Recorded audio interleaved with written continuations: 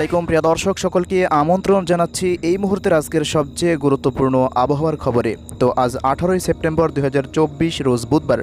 তো আগামী 24 ঘন্টার মধ্যে রাজধানী ঢাকা বিভাগ থেকে শুরু করে সিলেট, ময়মনসিংহ, রংপুর, রাজশাহী, খুলনা ও বরিশাল ও চট্টগ্রাম বিভাগের কোন কোন জেলাগুলোতে আবহাওয়া পরিস্থিতি কেমন থাকতে পারে, কোথাও কি ভারী বৃষ্টিপাতের কোনো সম্ভাবনা তৈরি হচ্ছে, এই বিষয়ে আমরা সবশেষ এই মুহূর্তে ইউরোপিয়ান আবহাওয়ার পূর্বাভাস মডেল রাডার থেকে কি আপডেট পাচ্ছি জানিয়ে দেব। সম্পূর্ণ বিস্তারিত ভিডিওটি না টেনে একেবারে শেষ পর্যন্ত দেখার অনুরোধ থাকবে। তো প্রিয় দর্শক, এই মুহূর্তে যে পরিস্থিতি রয়েছে দেখতে পাচ্ছেন, দেশের প্রত্যেকটা জেলার আকাশ সম্পূর্ণ পুরোটাই পরিষ্কার রয়েছে, কোথাও তেমন ভারী মেঘের কোনো আনাগোনা নেই। তবে চট্টগ্রাম বিভাগের পাহাড়ি অঞ্চলগুলোতে দেখতে পাচ্ছেন আকাশ সামান্য মেঘলা রয়েছে, তবে এটি কোনো বজ্রবাহী মেঘ নয়, এর দ্বারা কোনো বৃষ্টিপাতেরও সম্ভাবনা নেই। যদি প্রিয় দর্শক আমরা আস্তে আস্তে আরও পরবর্তী সময়ের দিকে চলে যাই, তো দেখতে পাচ্ছেন বেলা 10টার মধ্যে তেমন কোনো বৃষ্টিপাতের সম্ভাবনা নেই সারা দেশ জুড়ে। বেলা 2টা পর্যন্ত একই পরিস্থিতি থাকবে। তবে বেলা 3টার পর থেকে প্রিয় দর্শক চট্টগ্রাম বিভাগের কিছু কিছু অঞ্চলে আকস্মিক বজ্র বৃষ্টি থাকতে পারে।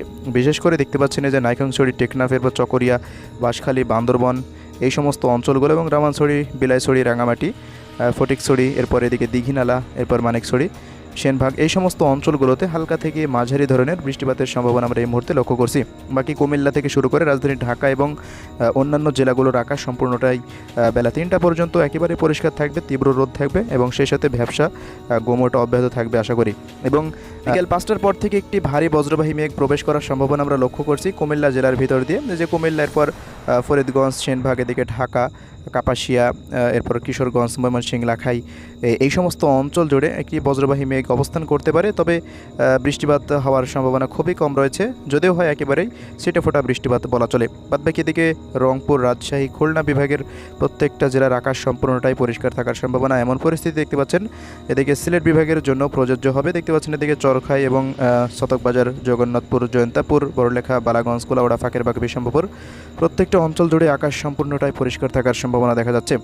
তো আমরা যদি আরও পরবর্তী সময়ের দিকে আস্তে আস্তে অগ্রসর হই, দেখতে পাচ্ছেন আগামীকাল দেখতে পাচ্ছেন রাত 3টার পর থেকে মূলত একটি ভারী বজ্রবাহী মেঘ চট্টগ্রাম বিভাগের উপরে অবস্থান করতে পারে এবং চট্টগ্রাম জেলাতে একটু ভারী বৃষ্টিপাতের সম্ভাবনা রয়েছে ওই সময়। রাজস্থলী, এরপর সাতকনিয়া, কুতুবদিয়া, চকরিয়া এই সমস্ত অঞ্চলগুলো মূলত। বাদবাকি খুলনা, বরিশাল, রাজশাহী, রংপুর, ময়মনসিংহ এবং রাজধানী ঢাকা বিভাগে তেমন কোনো বৃষ্টিপাতের সম্ভাবনা থাকছে না। যদি আমরা 19 তারিখের আপডেটটা এক নজরে দেখে নিই, তো দেখতে পাচ্ছেন 19 তারিখে আকাশ অস্থায়ীভাবে আংশিক মেঘলা থাকার সম্ভাবনা, ভারী বৃষ্টিপাতের কোনো সম্ভাবনা নেই দেশের কোনো অঞ্চলে। তবে আকস্মিক বৃষ্টিপাত থাকতে পারে, যা আমাদের পূর্বাভাসে দেওয়া সম্ভব নয়। যদি আমরা আস্তে আস্তে 20 তারিখের আপডেটে চলে যাই, তো দেখতে পাচ্ছেন 20 তারিখ শুক্রবার দেশের আকাশ পুরো আংশিক মেঘলা থাকার সম্ভাবনা, যে সিলেট বিভাগের প্রত্যেকটা অঞ্চল জুড়ে আকাশ পুরোটাই মেঘলা থাকার সম্ভাবনা এবং চট্টগ্রাম বিভাগের আকাশও। এবং আমরা যদি আরও পরবর্তী সময়ের দিকে অগ্রসর হই, দেখতে পাচ্ছেন রাত 9টার দিকে রাজধানী ঢাকা বিভাগের কিছু কিছু অঞ্চলে হালকা থেকে মাঝারি বৃষ্টিপাত হতে পারে। ফরিদপুর, মাদারীপুর, লোহাগাড়া, এদিকে ফরিদগঞ্জ থেকে শুরু করে নগরপুর, শৈলকুপা, পাবনা এই সমস্ত অঞ্চলগুলোতে হালকা মাঝারি বৃষ্টিপাত হওয়ার সম্ভাবনা দেখা যাচ্ছে। তবে প্রিয় দর্শক, আমরা যদি নিম্নচাপের আপডেট দেখে নিই, একটি নিম্নচাপের সম্ভাবনা তৈরি হচ্ছে নতুনভাবে বঙ্গোপসাগরে, যেটি 22 তারিখ নাগাদ চট্টগ্রাম বিভাগের উপকূল দিয়ে প্রবেশ করতে পারে। দেখতে পাচ্ছেন চট্টগ্রাম বিভাগের উপকূল অঞ্চল দিয়ে মূলত একটি নিম্নচাপ প্রবেশের সম্ভাবনা রয়েছে এবং নিম্নচাপটি 22 তারিখ সারাদিনই দেশের মধ্যে অবস্থান করতে পারে এবং 23 তারিখ নাগাদ দেশ থেকে বিদায় নেওয়ার সম্ভাবনা রয়েছে। এটি বলা চলে একটি বৃষ্টি বলয়ের মতো আসবে এবং ভারী বৃষ্টিপাতের সম্ভাবনা রয়েছে খুলনা বিভাগ থেকে শুরু করে রাজশাহী এবং এদিকে বরিশাল বিভাগের প্রত্যেকটা অঞ্চল জুড়েই ভারী বৃষ্টিপাতের সম্ভাবনা। তবে এই নিম্নচাপের জেরে রংপুর বিভাগে তেমন কোনো ভারী বৃষ্টিপাতের সম্ভাবনা নেই।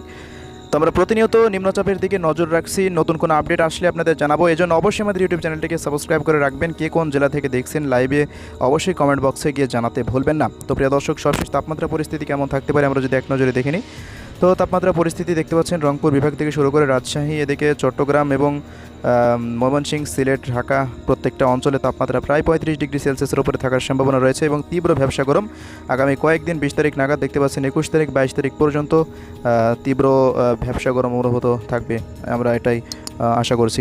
তো প্রিয় দর্শক, আজকের ভিডিও এতটুকুই। কে কোন জেলা থেকে ভিডিওটি দেখছেন কমেন্ট বক্সে জানাবেন। আল্লাহ হাফেজ।